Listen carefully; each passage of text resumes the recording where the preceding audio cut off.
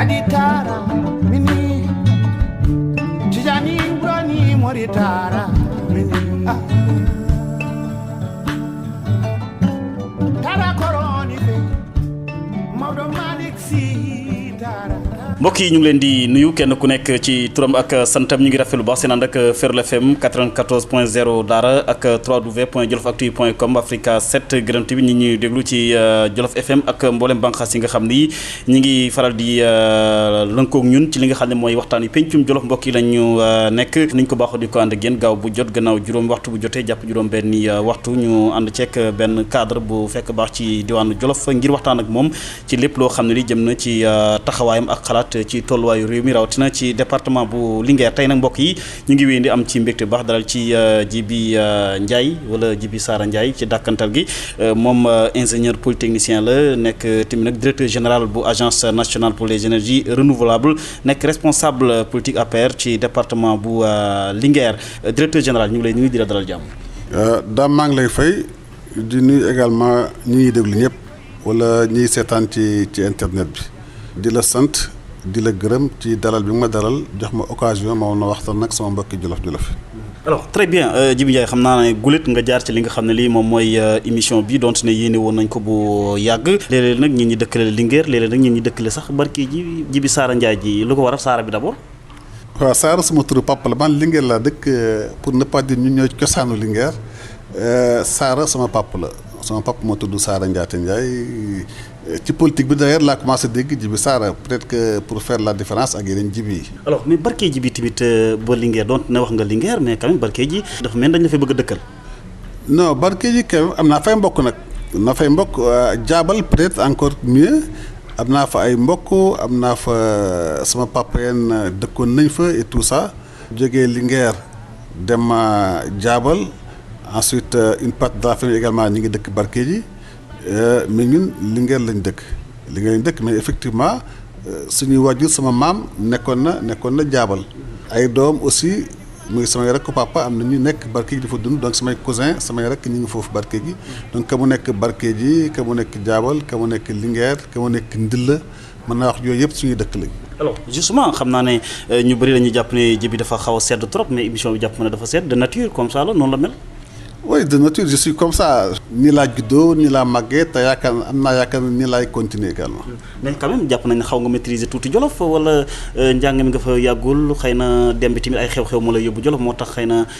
maîtriser nga Jolof dëgg-dëgg. xam nga maîtriser Jolof c'est un peu trop dire en tout cas fa laa juddoo fa laa màggee ba xam nga bu njëkk également foofu boo ñëwee ba troisième rek da ngay génn parce que amutoon lycée. donc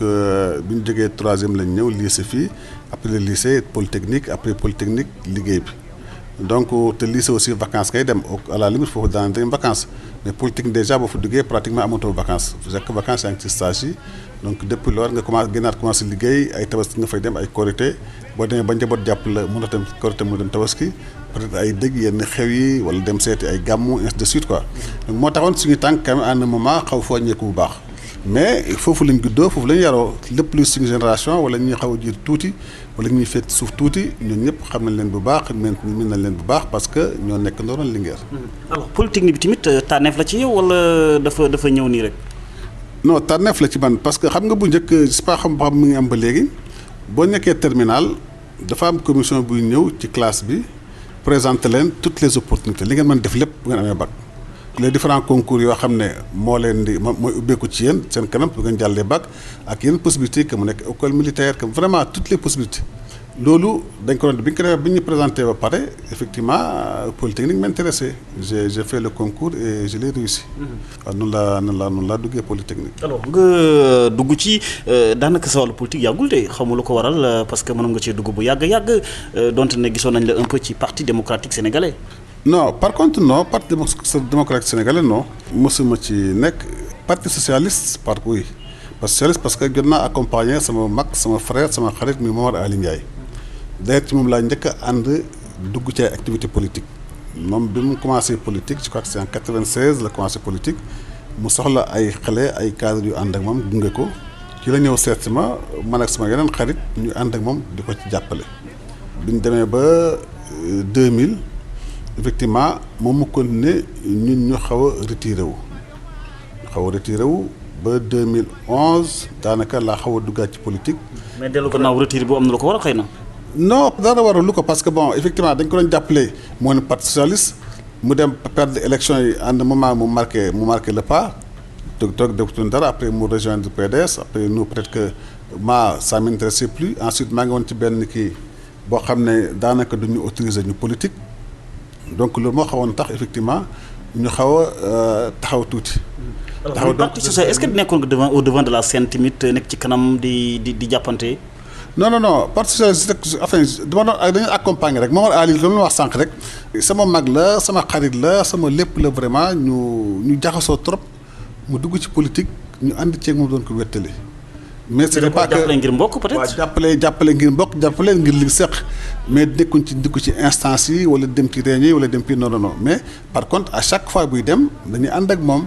jëmbal ko bu soxlaa dara ñu doxal ko ainsi de suite vraiment daal jàppale ko comme ni ñu ko doon jàppale. ba li ma wax sànq ba 2000 après man 2000 ba 2011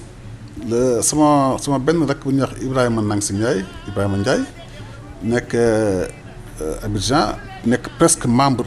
fondateur APR presque en tout cas parmi les premiers militants de l'APR xam naa ñoom tamit il paraît que le groupe restreint de l'APR leur avait demandé nañ contacter seen mbokk yi pour xool nu ñuy yaatalee parti bi. mu contacté ma vraiment avec insistance ba boole ma ak Aline Badara Cissé mu recevoir ma ñu waxtaan daal dañu bëggoon ñu wax ma seen projet ce que li ñuy xaar ci dëkk ci réew mi et tout ça di wut ay nit leen jàppale. loolu ci laa joxee sama accord de principe parallèlement Aline Badara Cissé également mettre en rapport avec Mor Ngom moo doon gérer à l'époque les cadres ensuite entre-temps le ministre Aly Ngouille Ndiaye avait un mouvement mu ñëw rejoindre APR bi ma ci waxtaan ak moom comme quoi que j'étais en train de militer au niveau des cadres de l'APR dañu waxtaan mu ne ma daal su ma sañoon c'est très bien mais su ma sañoon au lieu ngay militer ci cadre APR nga ñëw ñu ànd liggéey nga ñëw militer fii Linguère man j'ai un mouvement mais président laay ko ñu ànd liggéey donc loolu. oui mais wax nga APR mais PDS ñi ngi wax ne nga ne déedéet tuuti mais quand même sa relation ak Habib Sy donc doon jàppale kon ci politique. Habib Sy non c'est mon ami Habib Sy vraiment nit ku ma naw la dama fonk trop ça il le sait c'est quelqu'un pour qui j'ai beaucoup de respect malheureusement politique loolu sax mën a indi ay peut-être ay quelques problèmes jaaxa mais dafay Habib Sy suñ mag la parce que daanaka mën nañu wax moo ñu yar Habib Sy suñ mag la sama xaritu mag la également benn lañ woon ñu ma nekk ay xaritu ay rakkam ak ay bokkam donc Habib Sy loolu lañ seq. mais jàppale wu ko woon ci wàllu politique. bon xeexuma ko yaa ma ci wàllu politique peut-être que c'était pas actif vraiment PDS daanaka déw ma fa dugguma ci kii ainsi de suite mais je sais pas la ngeen di jàppale en tout cas nit ku mat a jàppale la woon mais nag jotuma àgg foofu. bien que chaque élection dama ko doon woteel. parce que 2009 dañu jàpp ne ñi tax sax moom Habib Sy ba mu falu bokkoon ngeen ci. non ça c'est une erreur par contre. au niveau local je dis bien. waaw au niveau local Habib Sy 2009 d'abord Aly Ngouille Ndiaye est venu me voir sama kër à Dakar pour m'exposer son programme wax ma lan la bëgg ci Linguère que dafa bëgg mairie Linguère ma laaj ko lan moo tax. mu wax ma effectivement lan moo tax mu soxla mairie bi li ma wax li tax ma ne ko est-ce que waxtaan nga ak Habib mu ne ma non ma ne ko je crois que bu fekkee loolu moo tax parce que effectivement problème doon soulevé soxla woon na développer Linguère am lu mu fi bëggoon def ñu xañ ko mu bind lettre ministre d'État tontu ko mu jàpp ne ministre d'État daf ko xañ mu nekk lii li ma bëgg def par contre te ma am sañ-sañ ki dëkk bi su ma xëccee bëgg mairie bi xëy naa ko mën def donc loolu moo doon objectif loolu li ko gën a poussé ci politique loolu la woon en tout cas man loolu la ma wax ma ne ko man j'aurais préféré nga waxtaan ak Habib mun ma en tout cas ñu ngi noonu ma ne ko man bàyyil dinaa gis Habib ma ñëw woo sama benn xarit bu ñuy wax Pape Saer expliqué ko ne ko Ali ñëw na sama kër waxtaan nañ il me dit qu'il est intéressé par la mairie mais ma ne ko man su ma sañoon quand même mu waxtaan ak Habib Sy ma ne ko lii moo tax raison yi moo tax mu bëgg mairie bi mais su ma sañoon mu gën a waxtaan ak Habib Sy ba xam bon mais comme ñoom ba seen waxtaan demeegul noonu je préfère nit ñi dem waxtaan ak Habib. yaa doon nekk def médiation bi. waaw Pape Sarr na ma y a pas de problème ma woo ministre d'État Habib Sy téléphone ne ko dama fa bëggoon ñëw seet si la mu jox ma rendez-vous ma woo Pape Sarr ñu dem demee wax Habib li ma Aly Ngouille wax Aly ministre Aly Ngouille daf ma woo dafa ñëw sama kër lii ak lii la ma wax ma ne ko d'abord ma ne ko comprendre nu ma li ma wax effectivement il a besoin d'un projet bind na la. ban projet la woon. waaw il voulait faire des logements à Linguère dafa bëggoon suuf pour tabax ay logements pour enseignants ak yooyu il a demandé il n'a pas reçu de réponse Habib ba waxee Habib tamit Habib aussi wax ma mu ne effectivement tontuwu ko parce qu'il croit que Aly bu soxlaa dara Linguère mën na ñëw waxtaan ak moom wax ko li mu bëgg mu defal ko. mu bañ a jaar fenn. mu bañ a jaar ay bind ak yooyu c'est trop administratif et tout ça il n'a pas compris ça bon bien que quand même on peut dire que effectivement c'est le cas même boo soxlaa aussi même bu waxtaan jiitu aussi il faut bindaam donc problème yooyu après ma ne ko man daal su ma soxleen ngeen toog waxtaan ngeen xool nu ngeen def ba andi liggéey parce que aussi peut-être que vous n'êtes pas de la même génération moo soreewu leen Habib Sy aussi m'a presque fait comprendre que c'était pas possible comme li ma Ali waxoon donc j'ai dit je les ai dit ma wax ko Habib ne ko en tout cas moi je ne veux pas rentrer dans ce truc là parce que également ñu waxtaan parce que ma ne bon comme entre temps waaw mais aussi entre temps avant que d'ailleurs ma gis Habib ma joxe ren avant jour bi ñëw effectivement la Ali dem Linguère def déclaration qu'à peut être candidat. ñu gën a jax ci mbir. waaw moo waxtaan ak Habib et tout ça après moi j'ai dit que je me suis retiré carrément c'est la première fois d'ailleurs que j'ai pas voté malgré que j'étais pas actif dans la politique. oui en 2009 looloo taxoon. loolu tax na wote wu ma dewuma sax dewuma campagne. bëggoon a jàppale kenn bëggoon a bay jàppale Aly Ngouille bay Habib Sy. bëggoon jàppale kenn bëggoon jàppale Aly bay Habib Sy. mais am na programme bu la ci doyoon ci ñoom ñaar. non c'est pas une question de programme xam nga da ngeen toll foo xam ne en réalité dañuy wax rek mais c'est pas une question de programme. mais émergence Linguère xam nga ki gën. comme xam nga ñaari programme yëpp. non loolu xam nga je suis tout à fait d'accord c'est quand même deux cadres valables quoi qu'on dise Habib était ministre d'État et c'est un cadre valable Aly Ngouille n'était pas ministre mais c'est également un cadre valable donc je me suis retiré bokkuma ci campagne dewuma sax voté ji pour te dire gars yi wote ma tëdd sama kër tëdd Dakar gi année boobu j'ai pas voté. après li xew. ne pas voter c'est voter hein peut-être xëy na am na koo jàppale. non jàppale ma kenn non boo doon jàppale je m'affiche quand même je suis très libre hein quoi qu'on dise par contre ça moom je tiens à ma liberté je suis très libre. ñoom ñaar ñëpp nga yebale képp ci politique bi. non du ñoom ñaar ñëpp laa yebale. à l'époque je dis 2009. non même 2009 du ñoom ñaar j'avais pas apprécié li doon xew. je n'avais pas du tout apprécié li doon xew. seen diggante xiiroo ngaayu jàppante yi. non même avant loolu sax avant parce que bi ma leen ñàkk bi ma leen bàyyi ñoom ñaar ñëpp ñii kii ak gu ñoon sax ci xii rek ngaayoo d'abord il y a deux parce que pare moon pour xeex Habib mu njëkk période boobu aussi nekk ci ginnaaw Aly Ngouille jàppale ko mooy xeex Habib c'est ça je ne le ferai jamais Habib nekk ci position bi mu nekkoon quand même xëy na dama njëkk bu ñu ko jàpp loolu bu ñu ko xeex Aly aussi soxla la mbokk la ñu jaar fu bëree bëri bokk lu bëree bëri également su ma ko mënta jàppale aussi duma ko xeex ma toog sama kër campagne ma voté wu ma ñoom ñu def li ñuy def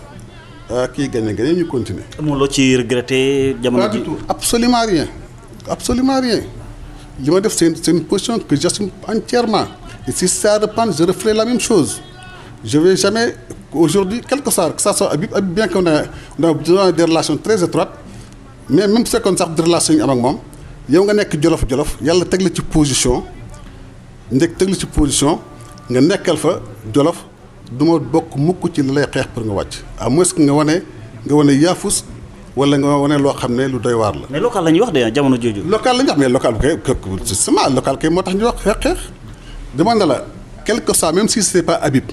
quelle que soit la personne Djolof bu fa nekkoon yàlla teg ko ci yenn position yi teg ko ci mu nekk yàlla def ko ministre d'État nekk ci yenn position yi nekk suñu xeet mooy nekk doomu Djolof.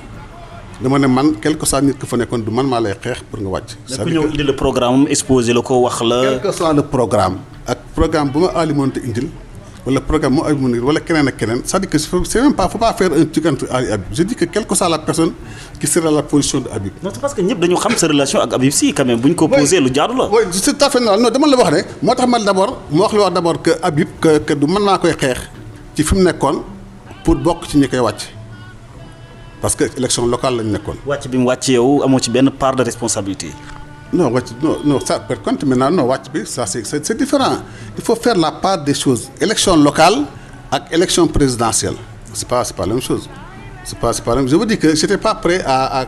en tout cas en 2009 à m'opposer à Habib, à combattre Habib. Comme aussi, je n'étais pas prêt à combattre Aly Ngouille et je suis resté chez moi. Mais rejoindre ko moom Habib Sy ci wàllu politique mais rejoindre nga mouvement pour la renaissance du Djolof bu Aly Ngouille Ndiaye lu tax. Non. Non, certes, mais ça maintenant en 2011, je viens d'expliquer. En 2011, j'ai voulu intégrer l'APR. Même sama Antoine ak Ali aussi du ma jàppale Ablaye Wade. Ali nekk ci dara bëgg ñu ko dooleel effectivement mu woo ma ñu ànd liggéey. waaw moom kay boo jàppale Ablaye Wade doo jàppale Habib Sy. Comme waaw moo tax ma ne bokkul nag fii Ablaye Wade mooy xëccoo nguur gi. nekk président de la République mais tamit Aly Ngouille Ndiaye xëccoo wutoon de peut-être. oui mais d'autres candidats c'est Macky Sall. Aly Ngouille Ndiaye xëy na bu jàppaloon keneen te bëgguma keneen ma toog jàppale Macky Sall bu xëy na bu demoon jàppale keneen man ma toog jàppale parce que man j'ai pas mbokk militant du ma militant le mouvement de Ali. mouvement pour la renaissance de Djolof. mouvement pour la renaissance donc dama ko rejoindre parce qu'on avait le même objectif c'était d'accompagner le président Macky Sall. Peut-être que s'il avait fait un autre choix, peut-être qu'il ne serait pas avec lui. Maintenant, il a fait le choix de d'appeler Macky Sall. Moi aussi, c'était mon choix. Man loolu mu nekkoon sama choix. Ma ànd ci ak moom ñu ànd bokk liggéey. Alors ngeen bokk liggéey mais yow kenn jëriwu la yow yaa ñu bokk ci APR ah. Non kenn jëlu ma enfin à la limite c'est à part mon frère. Mon frère muy Ibrahima Ndiaye. ñu bokk papa ñu bokk benn papa. moom moo nekk Abidjan bokkoon APR bokk ci responsable bi foofu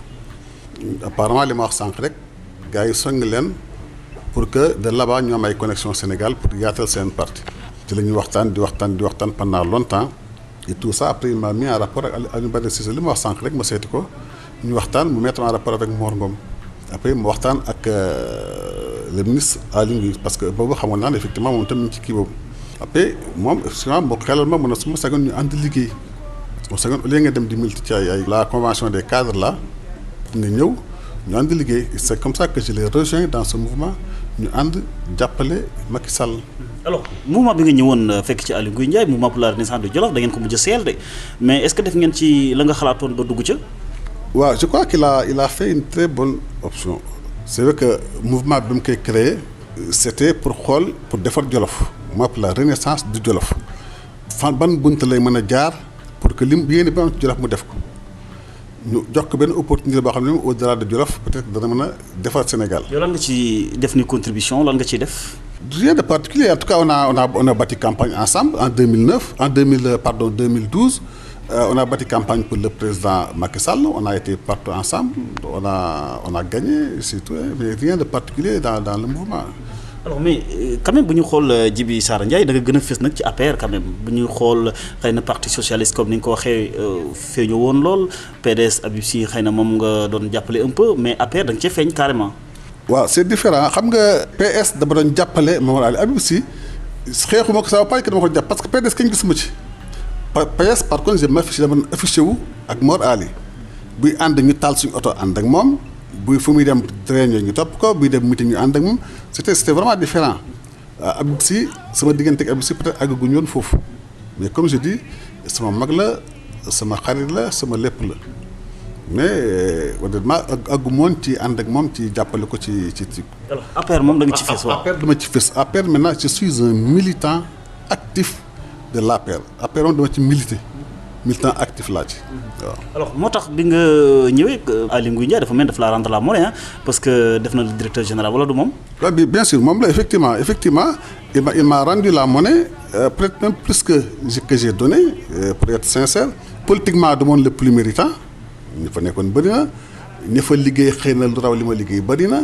ñi gën a yàgg ak moom ci politique bi bëri na ñi njëkk ànd ak moom aussi bëri na mais bon noonu la demee. liggéey nañ pare du falu il m'a proposé pour que également. xëy na la falu la ngir politique mais dara xëy na dala fal ngir sa xel màcc. waaw on a fait beaucoup de choses ensemble d'abord on a fait le lycée ensemble j'étais son aîné du lycée technique on a fait la même série également la série E jógee fa également ma dem polytechnique mu fekk ma fa également on a fait polytechnique ensemble génn donc ça déjà c'est un parcours et puis xamante et tout ça peut-être il a pensé que s'il devait soutenir quelqu'un pour truc que voilà un profil dont j'aurais besoin yàlla def mu nekk ministre de l'énergie et des mines effectivement il a pris mon profil. Alors justement jël la def le directeur général bu ANER agence nationale des énergies renouvelables nga xam ne ci décret lañ ko jaarale. alors ñu def la ko nga nekk premier également directeur bu agence bi ndax ci yow lañ ko commencé taxawal tey bu doon xayma ci li nga xam ne mooy agence bi parce que daanaka lampadaires yi daal la ñu gën a gis ne daal agence bi lañ koy gën a dégg mais xëy na laata lampadaires yi am na loo xam ne ni def nañ ko fii. waaw xëy na loolu moo gën a fës. mais laata loolu am na li ñuy wax un travail administratif liggéey administratif bi jot a def parce que pourtant bu ñu lay nommé fenn directeur général à part décret bi ñu la jox amul leneen. maintenant décret dong nga fi fekk. waaw amul leneen donc il faut déjà nga mettre en place une organisation il faut nga définir benn stratégie de travail il faut nga définir un plan d'action de travail et tout ça yëpp dañ ci jot a liggéey ba ak si fii daw def organisation recruter ay nit placer leen defar benn stratégie de développement des énergies renouvelables ensuite defar des plans d'action ainsi de suite xalaat ay projets xalaat ay programmes et tout ça loolu moo jiitu li feeñ lépp effectivement li jiitu lampadaires yi bëri na trop li jiitu lampadaires yi déjà liggéey nañ ci ay projets yu bëri avant activité yi du premier lampadaire yi ñu posé on avait déjà posé ay lampadaires dans le cadre de petits projets pilotes ay 1000 et quelques 1800 lampadaires après lampadaires on a fait également électrification il fallait que ñu xool comportement aux énergies solaires ci donc moo tax ñu def ay réalisations yu bëri ci ay kits solaires pour électrifier ay postes de santé ay cases des tout-petits ay écoles ay postes de garde ainsi de suite ainsi de suite dugg également ci problème pompage solaire xool naka la ñuy utiliser le solaire dans la production dans l'agriculture dem ci pompage solaire installer pompe yu bëri au niveau de la pêche également ñu xool naka la ñuy jàppee ceux qui sont dans la transformation de produits halieutiques def ay séchoirs solaires yoo xam ne ci suñ ko installé ci la ñuy def yenn produits halieutiques yu bëri ci la ñuy liggéey la ñuy nekk di weer ainsi de suite ensuite ñu demaat ci toujours dans la conservation boo xoolee ci conservation unité de conservation par exemple ci poissonnerie yi daf ay unités yoo xam ne unité solaire lañ bi ñuy pêcher mën nañ ci conserver seeni produits dans l'élevage également li ñuy wax les tanks à lait solaires des unités de conservation de lait ainsi de suite vraiment beaucoup de choses après les lampadaires après les plateformes solaires pour xool ci village yi nga xam ne amul benn activité productrice de revenu nañ defee benn plateforme boo xam ne ça fonctionne au solaire avec beaucoup d'activités autour ça aussi que mu nekk ay activités ça peut être un tailleur qui va t'accorder à la plateforme. loolu mooy seen domaine d'activité bu ANER loolu moom mooy liggéeyam dëgg-dëgg. liggéeyam dëgg-dëgg effectivement c'est de faire la promotion de ces énergies là mais pour faire cette promotion il faut nga wane d'abord que c'est voilà ci domaine yi nga ko mën a utiliser yéen da ngeen di bay di nekk ci maraîchage bi wala nekk ci production de banane wala production de riz voilà une solution yéen a ngi utiliser ay groupe motopompe daf leen di vous consommez beaucoup. ensuite day yokk seen coût de production te da ngeen yàq environnement bi à la place voilà une pompe solaire boo xam ne ngeen ci liggéey ñu nekk ci bananerie effectivement la même chose ñu nekk ci pêche bi di transformer ay produits halieutiques nekk ci nga won leen indi leen solution solaire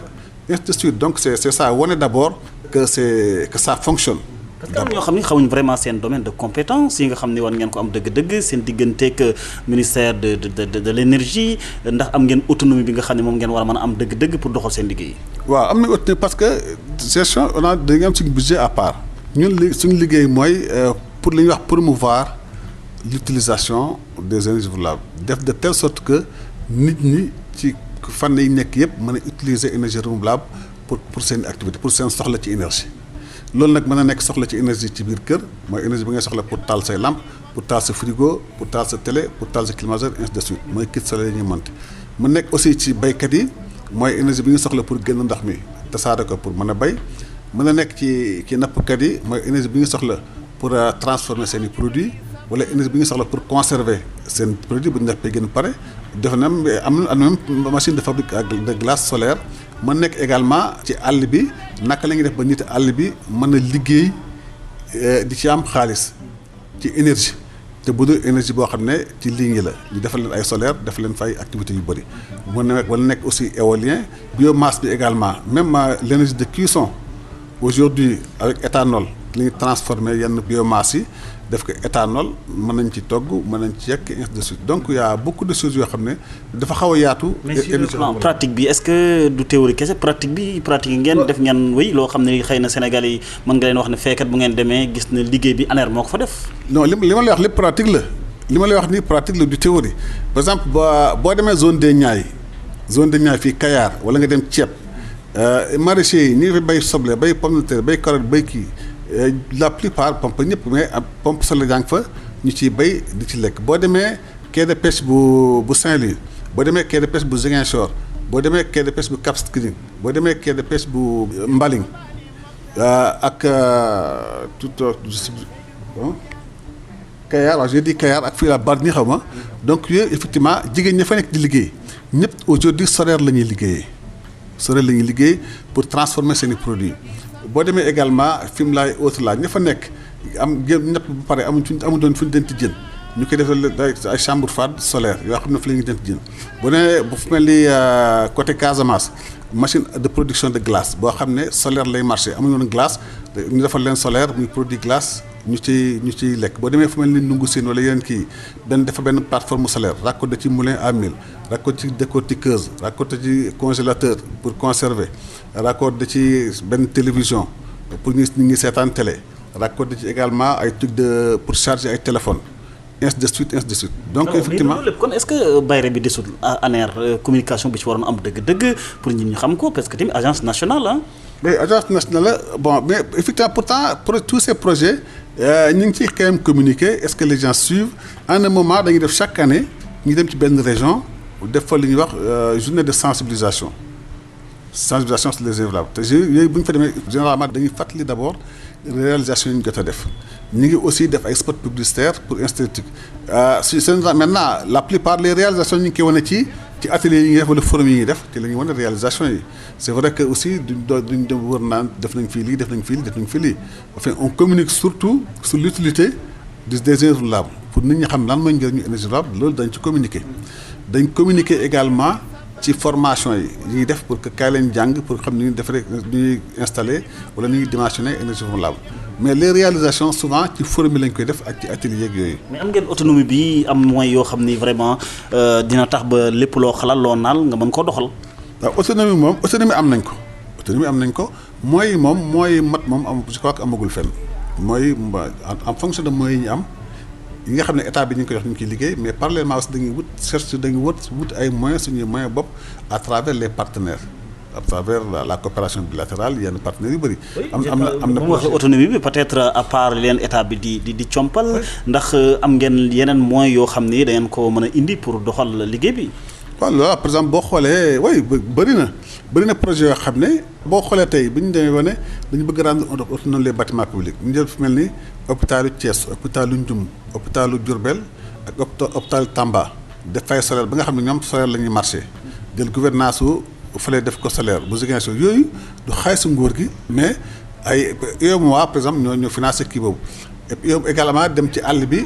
nga xam ne dëkk yi xam ne courant ñu dem ci centre de santé yi pour permettre leen relever le plateau médical pour que ña fa nekk mën a faju correctement centre de santé yu bëri ñu def fa ay solaire dem également ci écoles yi def fa solaire équiper leen également pour jàppale leen ci xale yi loolu UEMOA finance na ci lu bëri boo xoolee am na benn projet bu ñuy wax ne projet Orio 120 postes de santé dans le bassin arachidier poste de santé bu nekk dañ fa yóbbu courant yóbbu ay équipement solaire nga xam ne effectivement li ñuy def ci dëkk yi am courant dañ ko mën a def loolu par exemple waa gouvernement Hollande ñoo ko financé bon lampadaires yi c'est vrai que c'est un prêt gouvernement français moo ko financé mais sur un prêt boo xam ne Sénégal daf koy remboursé. parce que dama bëgg a leeral rek foofu sinon gars yi naan xëy na Djiby kat directeur général day xaar ñu koy jox rek mais moom du jëli lu bëri pour doxal. non li ñu def li ci yëpp daanaka dañ ñu ko jox dañ ko wuti par rapport suñu partenaire te bëri na ci li ma wax léegi rek mooy les projets yi nga xam ne dañuy installer ay matériel mais bëri na études yoo xam ne dañuy dem ci coopération yi ñu seq réew yi ñu seq gàmm ak yenn bailleurs yi discuter ak ñoom ñu financer ñu ko. alors justement par rapport ak lampadaires yi nga xam ni ñu ngi koy wax 50 000 lampadaires juróom fukki junni lampadaires maa ngi sax barki démb waa Louga di kaas ne dafa mel ne da ngeen a jël lépp rek jagleel ko département Linguère répartition bi nag ngeen koy doxalee séddale gi. xam nga loolu pourtant waa Louga li ci am Louga rek li mu am département Linguère bi yëpp peut-être genn wàll gi la am Louga li nekk la ville de Louga je crois que ville de Louga am na 2000 lampadaires Linguère 1000 lampadaires la leen joxoon 1000 lampadaires yi au début parce que au début dañu yem juste ci grande ville yi ñu joxoon barke gi 200 jox Daara 300 après dañ toppatoo quelques lampadaires pour def ko ci axe bi quoi. naka ngeen ko séddale fan ngeen sukkandiku. man maa def proposition bi fan laa sukkandiku dama jëloon ce qu'on appelle le critère démographique il fallait que ma am li nga wax rek foo sukkandiku ndaxte ëllëg aussi daañu laaj li nga séddale noo def ba séddale ko foo ko jaarale ma jël critère démographique nañ jël gox yi ëpp ay nit comme mënuñ dajal ñëpp ñu jël leen séddale ko bu ñu tas lamp yi par exemple ñu tas ko en fonction de nit ña fa nekk parce que dañu bëgg quand même toucher le maximum de population donc répartition bi ñu ngi ko def sur la base de critères démographiques donc Dakar effectivement moo gën a peuplé il y a plus de 7000 je crois ou plus 4000 3000 presque 10 000 lampadaires hein 3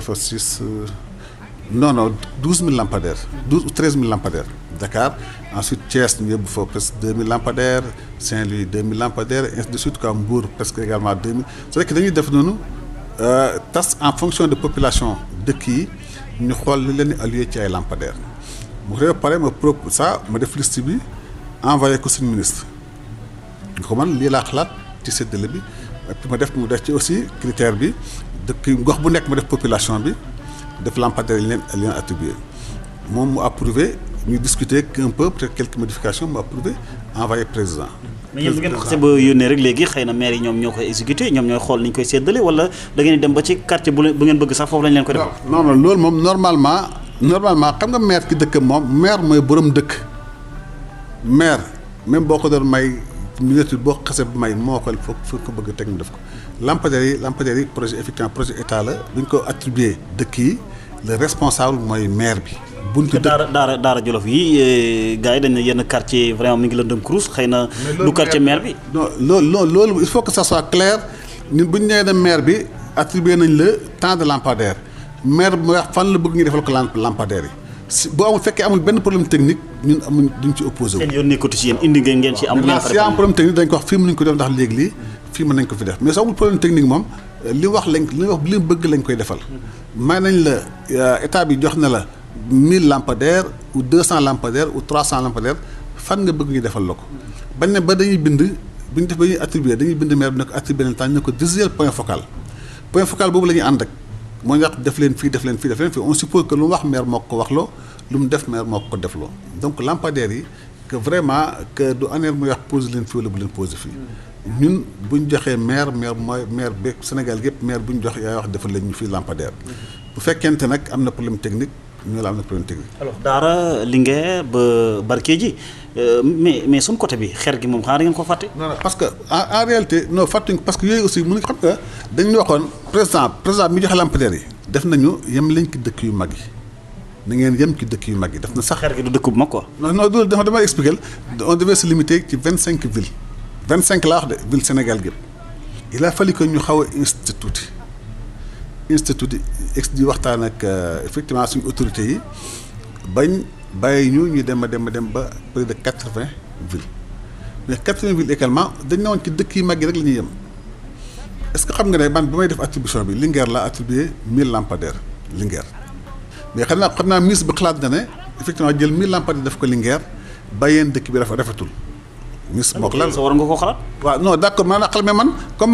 comme dañ ne ma effectivement déjà 25 la ñu waxoon ñuy góorgóorlu ba àgg 80 également mënuñ ñëwaat naan dañuy def barki def kii day yokk kii inutilement donc on devait se limiter peut-être au chef-lieu de département ci yenn kii yi. bon bi ñu defee loolu pare maire s'est dit que nañ jël 500 yi jox barki gi 200 jox Daara 200. fàtte yeneen communes yi. c'est normal parce que communes yëpp aussi mënuñ ci am il faut que les gens comprennent que communes yëpp mënuñ ci am maintenant ñu ngi négocier yeneen phase deuxième phase. ñu ngi arrondissement bu yang ni mu yaatoo quand même. am na arrondissement yu ko gën a yaatu ci Sénégal te amuñu tout à fait d'accord xam naa li nga wax de mais c'est-à-dire que d'abord le principal frein xam nga mbëllëxe déjà moom nañ ko xalaat mais le principal frein également dañu signé contrat ak entreprise boo xam ne jël ko di ko déplacé waat ay 30 kilomètres 40 kilomètres moom aussi c'est des coûts supplémentaires day xaw a compliqué mais dans tous les cas li ma wax rek sànq ñu ngi pourquoi focaliser si Linguère boo xoolee boo kii may ci Linguère rek mais ça c'est li ñuy wax ni ci département yëpp la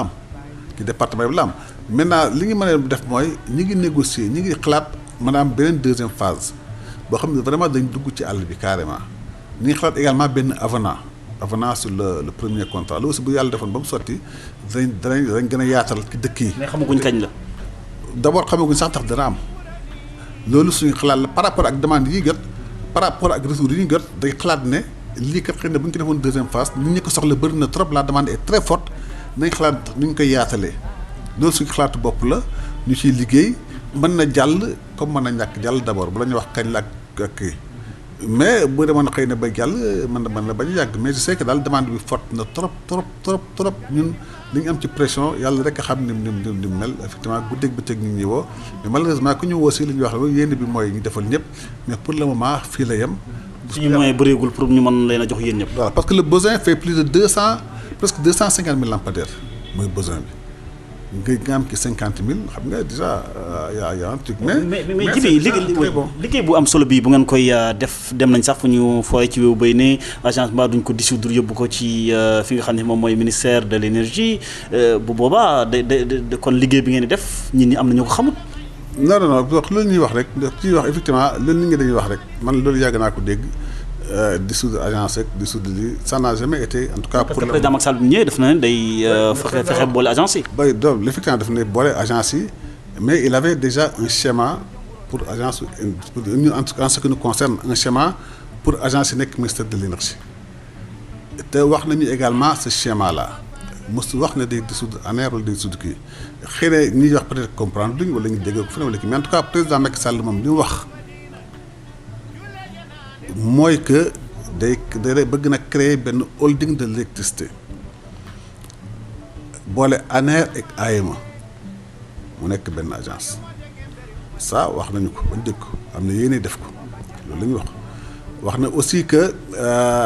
ASER bëgg na ko def département ci biir Sénélec direction quoi ci biir Sénélec mu nekk direction électrification rurale dans Sénélec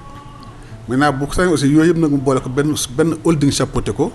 boo xam ne dañ nekk holding de l'électricité loolu xalaat boobu le président Macky Sall am te ñun aussi yàlla def na jot nañu ko wax ministre bi aussi jot nañu ko wax président Macky Sall ci boppam wax nañu ko mais ministre bi aussi jot nañu ko wax loolu en tout cas secteur énergie loolu moo doon yéeneem xalaat boobu la ci amoon. parce que xalaat bi dañ ko wax dañ ko supputer un peu ba xam naa mën naa tiiloo liggéeykat yi sax. non waaw c'est vrai que mën na tiiloo liggéeykat yi mais on essaie de les rassurer effectivement ñi koy wax xam fan lañ ko jëlee bon ça peut être xam nga wala bor une mauvaise interprétation ci li président xalaatoon ak li mu wax mauvaise interprétation bon le président buy wax effectivement dina joxe ni idée bi. peut-être que les journalistes ñooy interpréter à leur manière. xëy na fake news la voilà alors mbokk yi a ngi si Pencum Djolof ñu ànd ceeg directeur général bu ANER nekk tamit responsable politique ci département bu Linguère Djiby Sara Ndiaye alors Djiby ci wàllu courant la ñu desandi coow li bëri na ci lool am sax ñoo xam ne ñi fi mu toll nii ba tey ñu ngi ci biir kaso bi ndax dañ doon wàccee di ñaxtu mais quand même li nga xam ne li tey dëgg-dëgg moom la ñuy wax mooy courant bu yokk bi ak yéen seen taxawaay ci wàllu solaire yi ndax joué ngeen ci dëgg-dëgg seen rôle fekkoon am nañ solaire lu ñu doy courant ba ci ñaxtu ba ci wax yokk naag yokkut. waaw dans tous les cas d'abord solaire yi effectivement on a combien de centrales solaires de 6 centrales solaires juróom benn centrale solaire yoo xam ne déjà raccordé nañ ko ci réseau bi muy dox boo xoolee puissance cumulée bi ça fait ay 144 ou 142 mégawatts am na centrale éolienne de 150 mégawatts bu nekk en construction les 50 premiers mégawatts déjà mi ngi dox.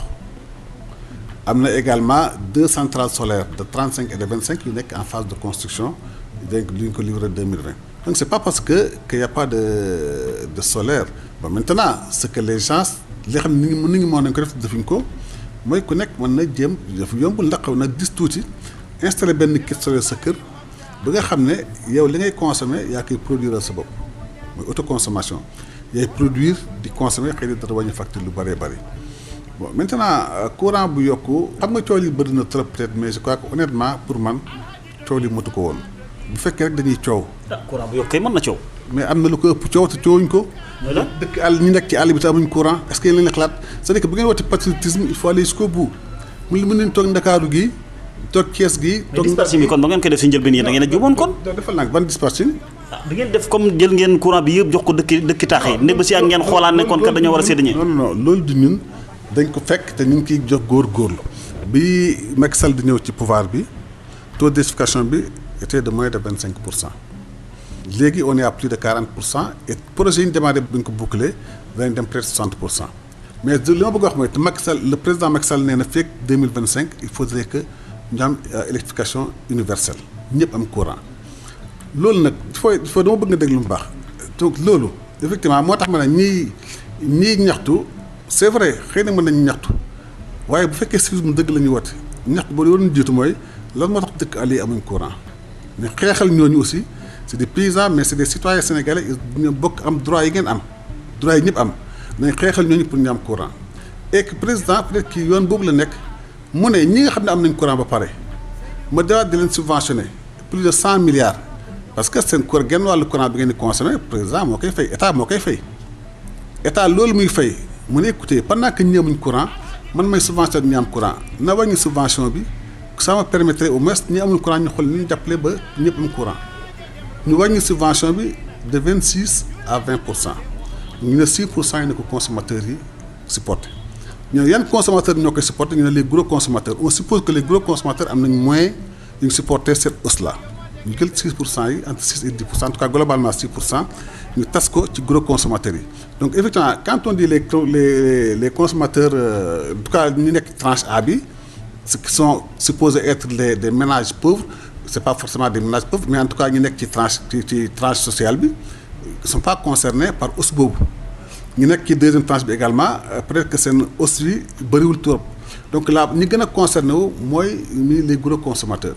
te loolu aussi xaalis boobu xel mën na nangu ne nañ ko jël dugal ko ci àll bi ñooñu aussi am courant ni ñun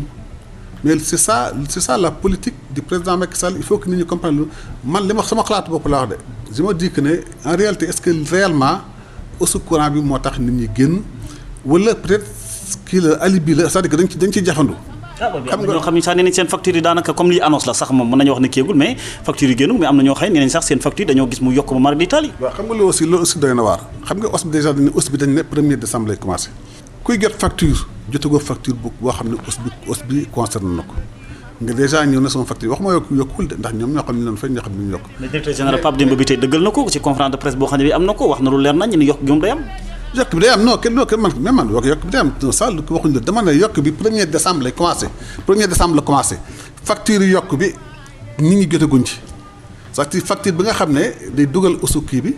facture boobu jotaguloo ci. mais ñu naan seen facture dafa yokk nag te moom laa wax man loolu nag effectivement loolu laa wax ne man effectivement loolu nañ jéem a comprendre lan moo tax facture bi yokk mais loolu jotagul dara ay yokkum courant mi ndax facture yi yokk ça veut dire que jot nga sa facture pare facture bi nga jot ça veut dire que yaa ko consommé il y a peut-être 2 mois de cela donc fekk lu ñu yokk courant bi lan moo tax facture bi yokku loolu xalaat la boo xam ne effectivement Sénégal war nañ ci xalaat vérifier d'abord ndax am na ensuite mais nit ñi aussi war nañ xalaat lan moo tax seen facture yokku xëy na aussi peut-être tàngoor xëy na tal nañu war a taal xëy na am seen appareil je ne sais pas mais li ma la wax daal mooy li ma la mën a wax mooy hausse bi moom 1er décembre lay commencer li ma mën a wax mooy hausse bi il faut que nit ñi comprendre quand même que defuñ ko pour président defu ko pour jël xaalis bi dugal ko ci kees ki dañ ko def pour jàppale également ñi nga xam ne amuñ courant mais boo demee ci yenn dëkk yenn réew yi dafa am ci dëkk kii de solidarité tarif boo xam ne dañ non seulement ñu ne tarif bi lañ jaay courant ñu yokk ci peut-être 10% pour que mu nekk solidarité pour jàppale ñu amul courant ñu am courant wala ñu yokk 10% pour développer le secteur solaire. kon bu kenn xalaat ne président Macky Sall dana dellu gannaaw ci décision bu mu jël. loolu moom moo xam man xaw ma wax dina dellu ginnaaw wala dellu ginnaaw. parce que pression bi tamit dafa xaw a tar. en tout cas du pression peut-être moo koy delloo ginnaaw. je sais pas boo demee ba xalaat ne peut-être lii xëy na sénégalais yi attanuñ ko mën na dellu ginnaaw mais ba xalaatee également que vraiment hausse bi li ñuy wax sénégalais yi kaas ñi gën a ci mbedd mi 80% la hausse ne les concerne pas ñi dox nii. 80% hausse bi concerne ajuma ba la ñu weesu gan fees dellu place de la nation hausse li ñu yokk courant yokkum courant bi dalul seen kaw wax bu dox mën na ngeen dox nag mais yokkum courant xam nga communication dafa am solo te nitu politique dafa xaw a doy waar moom politique ñëpp laa wax nag comme mu nekk opposition comme mu nekk pouvoir dafa xam ni muy communiquer bu soxlaa nit ñi gis nga bu yokkum courant bi mooy la pour ñoom pour communiquer pour génne nit ñi ñu marche parce que jéem nañ génn nit ñi ba sonn muñ génn nit ñi lii nag buñ ci waxee xëy na kenn ku nekk gis sa bopp nit ñi mën a génn mais dama ne la 80% ñi génn di dox boo xoolee bu baax yokkum courant mi concerné wu leen parce que yokku li ma wax sànq rek mooy que première tranche bi déjà ils sont pas concernés deuxième tranche bi peut-être maximum ay li yokk seen facture peut-être matul sax 1000 francs par facture ni aussi bi gën a concerné mooy les gros consommateurs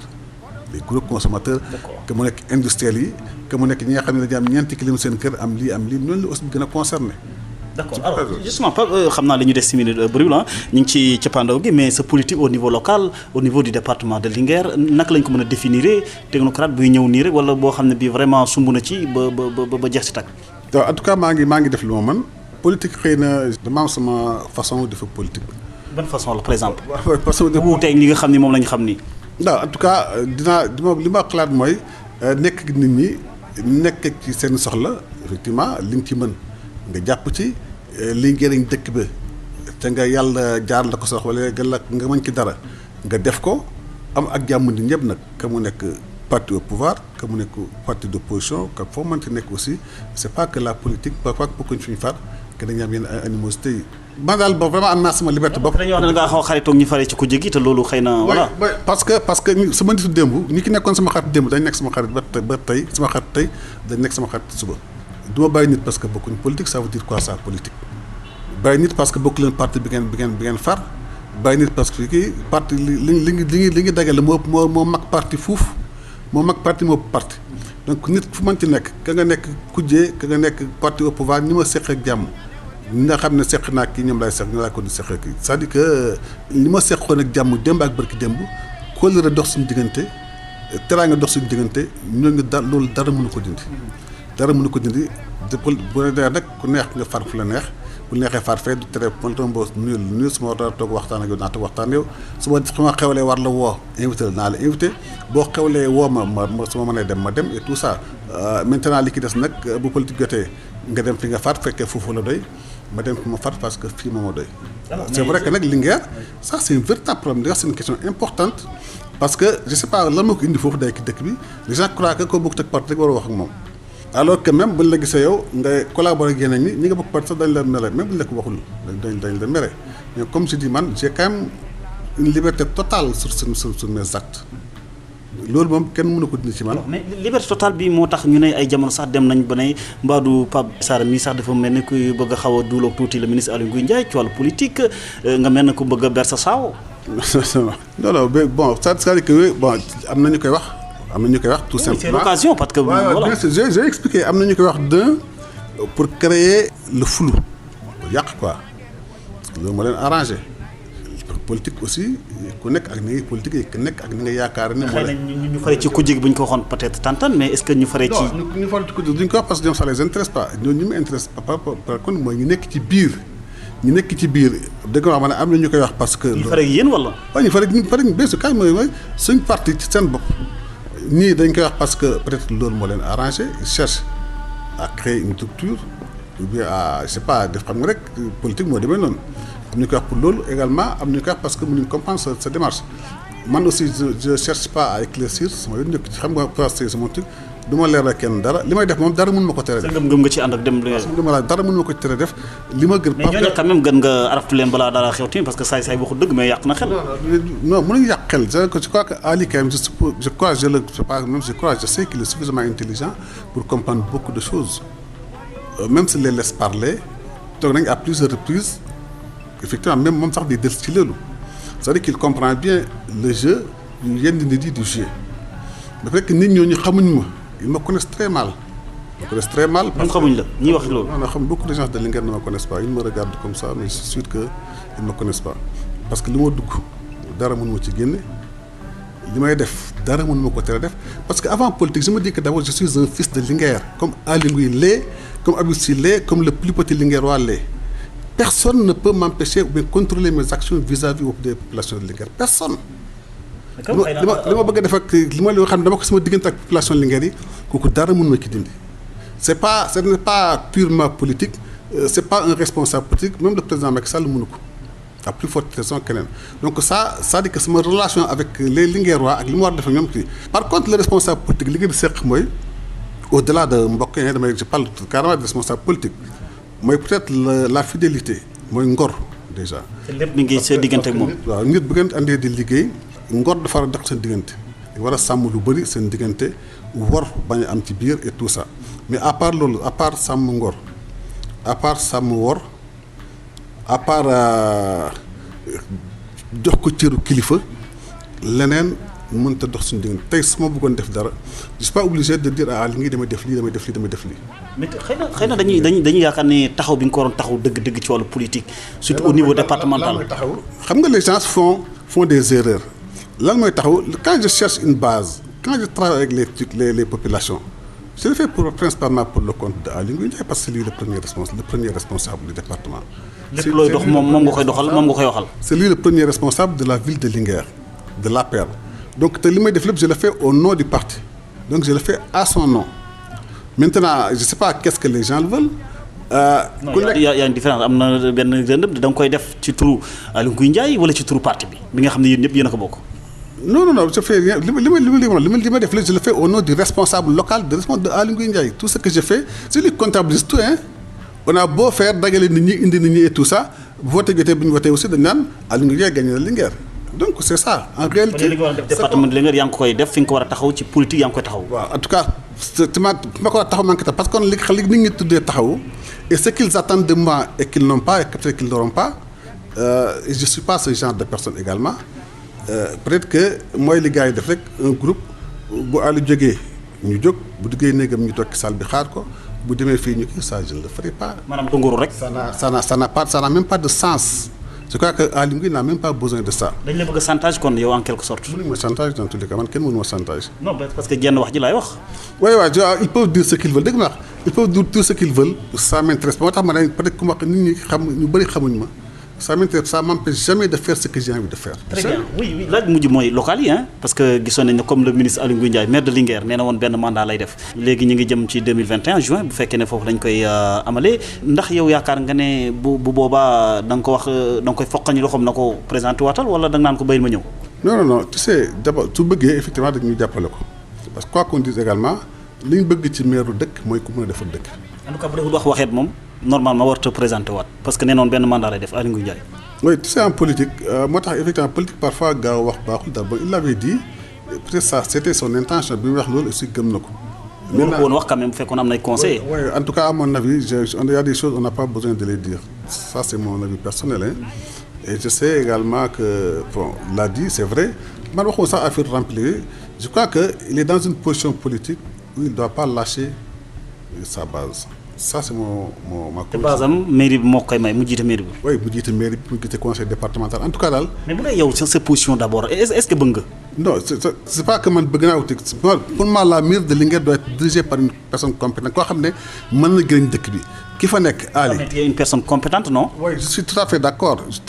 mais je ne le prends pas parce que je veux ou je veux pas mais si je devais le prendre c'est parce que man maa war a ñëw. Mais je dis qu'aujourd'hui, si le ministre a besoin de la mairie, on va encore l'accompagner. Et je le conseille très fortement de ne pas abandonner toute sa base. Mais vous avez dans ce cas. Mais c'est ça que je dis. Que man, en tout cas, je me conseille d'abandonner sa base. Politique, je crois qu'il a besoin d'une base. Soit la mairie de Linguère, soit le conseil départemental et tout ça, mais il ne peut pas rester un électron libre comme ça dans le pouvoir et dans le gouvernement.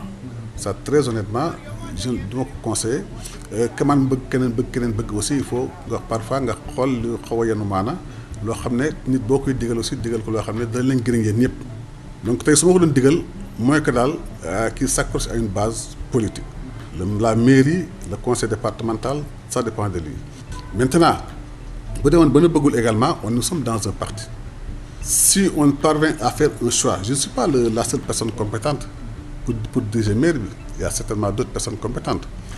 bu ñu demoon ba bëggatul ñu nekk ci parti bi ñu organiser wu tànn benn candidat je ne m'opposerai que si je suis sûr que la personne choisie n'est pas apte à diriger la mairie parce que quoi qu'on dise également njëriñu Linguère mooy ñu kii bu ñu ko jël mairie ba jox ko n'importe qui koo xam ne mënu ko jiite mais tant que am na personne bu ko mën a jiite quelle que soit la personne on va l'accompagner jàppale ko mu jiite. très bien ñu lay gërëm di la sant bay la nga tàggu ñu doon déglu directeur amoon nañu mbégte dalal la. waaw xanaa di sant di gërëm di nuyu waat ñëpp di nuyu waa Djolof yëpp di leen feddale suñ kóllëre den feddale également suñ yéene ci jàppal leen ci liggéey bi jàpp ci développement Djolof den également invité ci final bii ñu jëm nii muy super coupe. parce que xaw naa maroo de sa question bi waaw comme tey lañ koy amal waaw. donc final bii nga xam ne man lañ ko. te comme li ñu lay tudd ay final dafa bëri de xaw ma Djiby xaw ma lu tax da ngaa tàlli wala lu ko waral noonu. non benn final la rek super coupe bi chaque année dañ koy football dañ koy kii effectivement benn kii boobu rek super coupe lañ ñu parrainé chaque année ñu def ko donc effectivement loolu la. alors final bi li nga ciy séentu mooy voilà. bon li ki seetu mooy d'abord mu nekk feetu jeunesse bi mais final bi dafa xaw a particulière parce que dafa tombeek ñu ñàkk ku am solo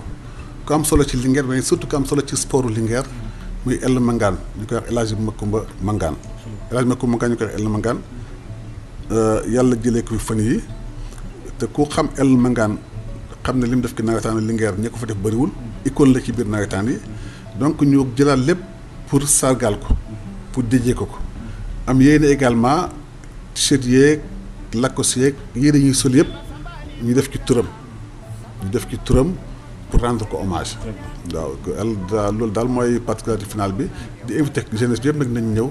parce que c'est une fête de la jeunesse di ñaan équipe yi également ñu football ci jàmm ak salaam ñu xam ne sport la rek kenn mooy gagné kenn perdre. ñu koy gërëm mbokk yi di ko sant ba amoon nañu mbégte dalal ko pour la première fois seen émission Pencum Djolof Djiby Sara Ndiaye directeur général bu ANER nekk tamit responsable politique ci département bu Linguère mbokk yi mu nekkoon seen émission Pencum Djolof Dame Ndiaye mu nekkoon ci kaddu gi gërëm Ferlo FM Djolof Actu ak Africa 7 waaye it gërëm mboolem ñi nga xam ne ñi ngi jottali waxtaan wi de mbokk yi ñu ngi leen ñaanal jàmm di ko sàkku si yéen wéy di ñaanal ak jaal mboolem mbokki El Mangane yëpp ñaan yàlla woyofal suuf ci koom mbokk yi jàmm ak jàmm.